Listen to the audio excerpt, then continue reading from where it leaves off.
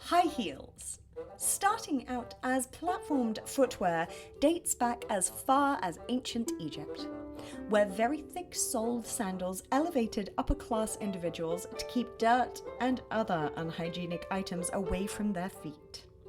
In 10th century Iran, the galesh, a boot with heels, was commonplace for arrow-shooting Persian riders who would stand up when galloping horses.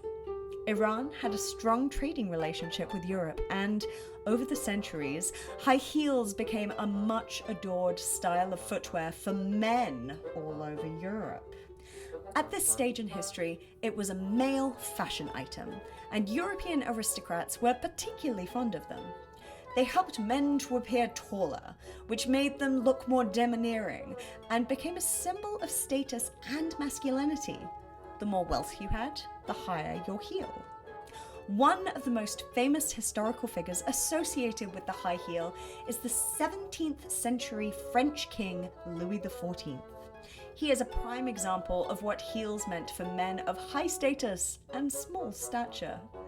His love for heels, particularly the red ones, became so obsessive that he banned anyone else from wearing that coloured heel in his court.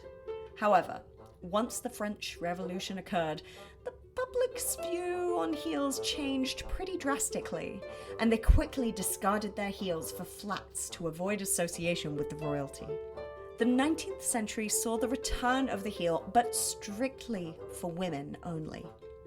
The pinette heel and the Cromwell heel were both introduced during this time, and their production was also increased with the invention and mass production of the sewing machine around the 1850s.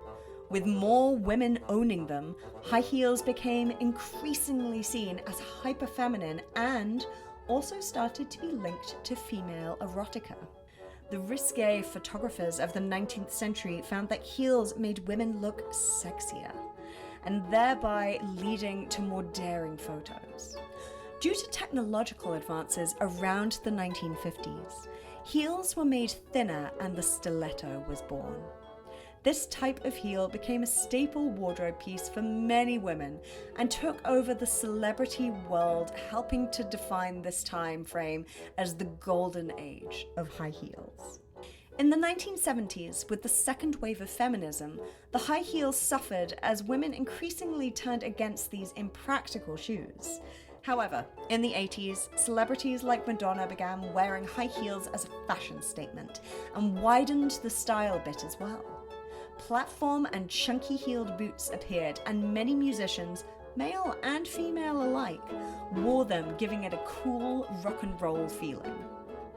From practical footwear to impractical fashion items, and historically worn by all genders, high heels are still around and are embraced by anyone who simply wishes to wear them.